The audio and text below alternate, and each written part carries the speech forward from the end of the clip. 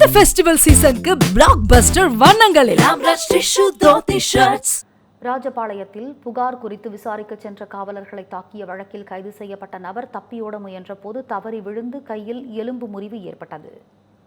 ராஜபாளையம் பஞ்சு மார்க்கெட் நேரு சிலை அருகே உள்ள தனியார் பார் முன்பு கடந்த 10ஆம் தேதி புகார் குறித்து விசாரிக்க சென்ற தலைமை காவலர்கள் ராம்குமார், கருப்பசாமி ஆகிய இருவரையும் 8 பேர் கொண்ட மதுபோதை கும்பல் சரமாரியாக தாக்கியது.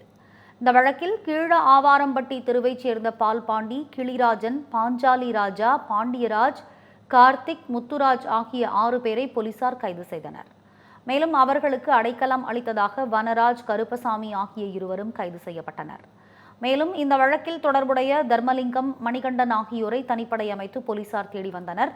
இந்நிலையில் ராஜபாளையம் அருகே உள்ள தோட்டத்தில் பதுங்கியிருந்த தர்மலிங்கத்தை போலீசார் கைது செய்தனர்.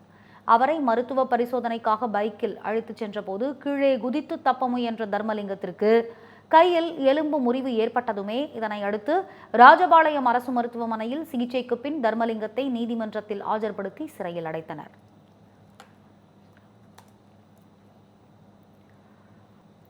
உயர்நீதிமன்றம் உத்தரவிட்ட பிறகும் எந்த ஒரு அடிப்படை வசதிகளும் செய்து தரப்படாததால் கடும் அவதியடைந்து வருவதாக மாஞ்சோலை மக்கள் வீடியோ வெளியிட்டு வேதனை தெரிவித்துள்ளனர்.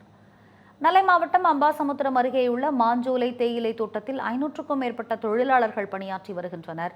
குத்தகை காலம் முடிவதற்கு முன்பே தேயிலை தோட்ட நிர்வாகம் தொழிலாளர்களை வெளியேற்றுவதில் தீவிரமாக இறங்கியது. இதுகுறித்த வழக்கு விசாரணை உயர்நீதிமன்றத்தில் நடைபெற்று வரும் நிலையில் மக்களுக்கு தேவையான அடிப்படை வசதிகளை தேயிலை தோட்ட நிர்வாகம் செய்து கொடுக்க உத்தரவிடப்பட்டது. ஆனால் தேயிலை தோட்ட நிர்வாகம் இதுவரை எந்த ஒரு அடிப்படை வசதிகளும் செய்து தரவில்லை என அப்பகுதி மக்கள் குற்றம் சாட்டியுள்ளனர்.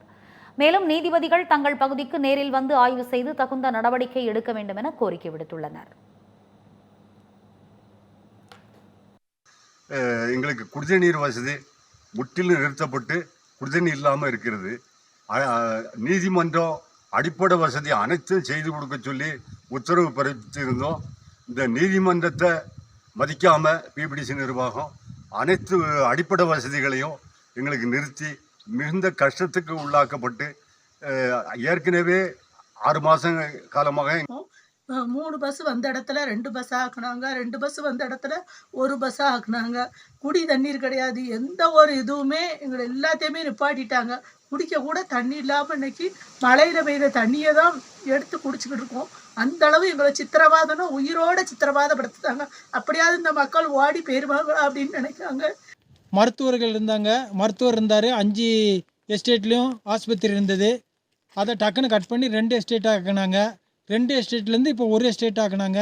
இப்போதைக்கு ஒட்டு மொத்தமாக நிப்பாட்டிட்டாங்க. இப்போ மருத்துவர் கிடையாது, மெடிக்கல் ஆஸ்பத்திரி கிடையாது, வண்டி கிடையாது, ஆம்புலன்ஸ் கிடையாது. அடுத்து இன்னைக்கு காலையில் அதே மாதிரி குடி தண்ணீரும் இன்னைக்கு காலையில் நிப்பாட்டிட்டாங்க.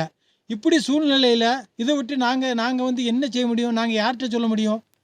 இந்த ஃபெஸ்டிவல் சீசனுக்கு பிளாக் பஸ்டர் வண்ணங்களில் ஆம்ரஷ் டிஷ்யூ தோத்தி ஷர்ட்ஸ்.